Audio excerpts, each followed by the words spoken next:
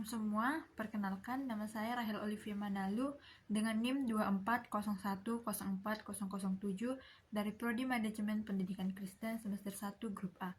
Di sini saya akan menjelaskan bagaimana sejarah sosiologi pendidikan. Yang pertama yaitu definisi sosiologi pendidikan.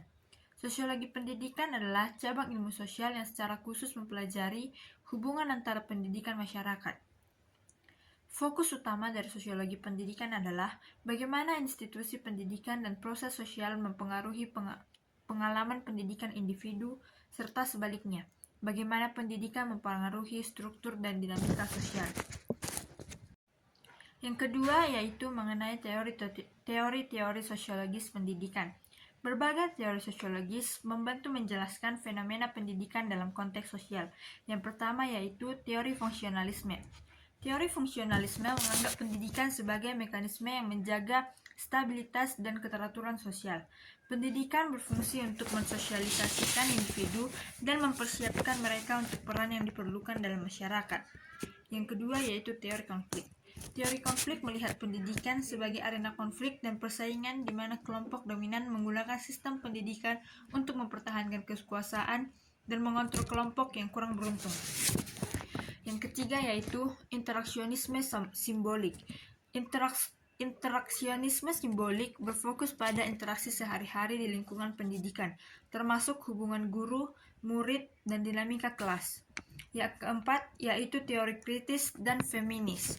Teori kritis dan feminis mengeksplorasi bagaimana pendidikan dapat memproduksi ketidaksetaraan dan diskriminasi berdasarkan kelas, gender, ras, dan lainnya. Yang ketiga yaitu metode penelitian dan sosiologi pendidikan.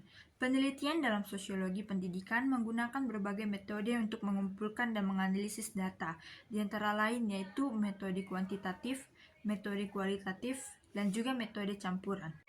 Yang keempat yaitu pentingnya sosiologi pendidikan. Salah satu kontribusi utama sosiologi pendidikan adalah dalam memahami dan mengatasi ketidaksetaraan sosial dalam pendidikan. Sosiologi pendidikan juga berperan penting dalam mengkaji bagaimana pendidikan berkontribusi pada produksi sosial dan perubahan sosial. Yang terakhir yaitu sejarah dan perkembangan sosiologi pendidikan. Yang pertama, awal perkembangan sosiologi pendidikan.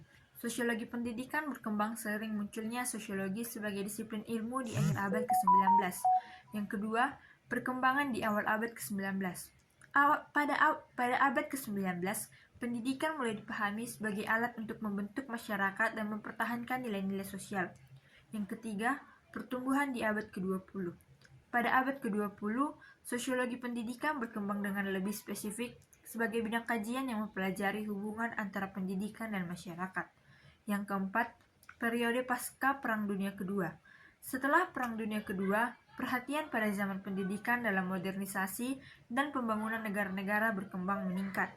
Yang kelima, kritik terhadap pendidikan.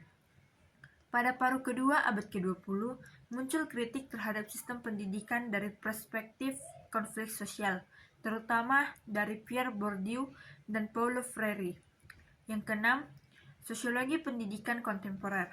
Saat ini, sosiologi pendidikan mencakup sebagai topik termasuk analisis tentang bagaimana pendidikan berinteraksi dengan ras, gender, dan kelas sosial.